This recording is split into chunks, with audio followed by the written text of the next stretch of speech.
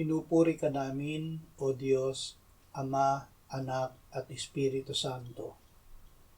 Salamat, Ama, na ibinigay mo sa amin si Jesus na iyong anak, na namatay para sa aming kasalanan, iyong muling binuhay, iniakyat at iniluklok sa iyong kanan sa langit.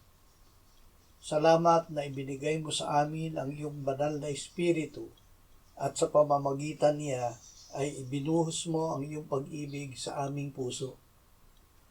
Salamat, Ama, na pinatunayan mo ang iyong pag-ibig sa amin nang si Kristo ay mamatay para sa amin noong kami ay mga makasalanan pa.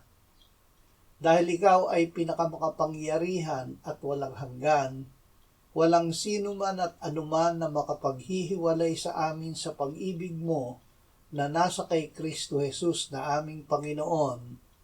Amen.